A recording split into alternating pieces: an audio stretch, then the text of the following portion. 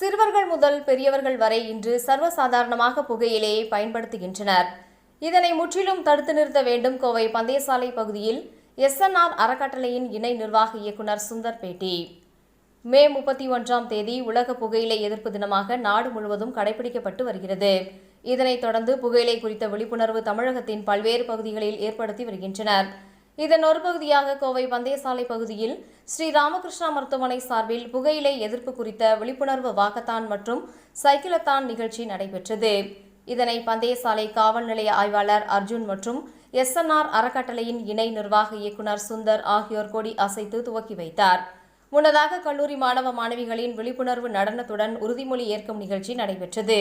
தொடர்ந்து கல்லூரி மாணவ மாணவிகள், மருத்துவர்கள், ஆசிரியர்கள் என சுமார் 200க்கும் மேற்பட்டோர் கலந்து கொண்டு 3 கிலோமீட்டர் தூரம் வரை நடைப்பயணம் மேற்கொண்டு விழிப்புணர்வு பதாகைகளை ஏந்தியபடி சென்றனர்.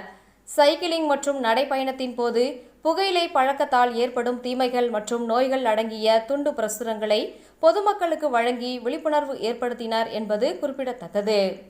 அதாவது இன்றைக்கி வந்துங்க ஆன்டி டொபாக்கோ டேன்ட்டு May 31 எப்போவுமே எல்லா விழிப்புணர்வு ப்ரோக்ராம்ஸ் பண்ணுவோம். நம்ம Sri Ramakrishna college of dental ஒரு 15 டேஸாக ஒவ்வொரு நாளும் கவுன்சிலிங் கொடுக்குறாங்க.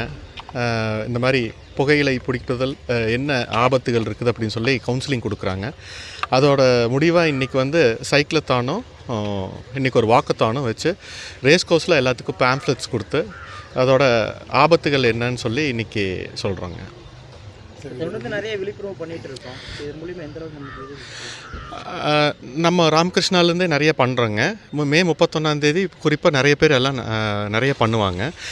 இந்த ரேஸ் கோர்ஸ் மாதிரி ஒரு பொது இடத்துல இந்த பேம்ப்ளெட்ஸ் கொடுக்கறது, ஒரு மக்களுக்கு நேரடியாக போய் நம்மளே சொல்கிறது ஒரு பெரிய இனிஷியேட்டிவாக இருக்குன்னு சொல்லி தான் இந்த மாதிரி ஒரு சைக்கிளத்தான், ஒரு வாக்கத்தான் நடத்தினா அது ஒரு நல்ல ஒரு இதாக இருக்கும், விழிப்புணர்வு நல்ல இது இருக்குன்னு சொல்லிட்டு தான் நம்ம இந்த 15 நாளும் இந்த கவுன்சிலிங் கொடுத்தது. நம்ம என்னென்ன பண்ணியிருக்கோம் அப்படின்னு மக்களுக்கு சொல்லிவிட்டு அது போக அந்த பேம்ப்ளெட்ஸும் கொடுத்து அதோட நோய்கள் என்னென்ன வரும், பருநோய்கள் என்னென்ன வரும் அதுன்னு டீட்டெயில்டு அந்த பேம்ப்ளெட்ஸில் இருக்குது.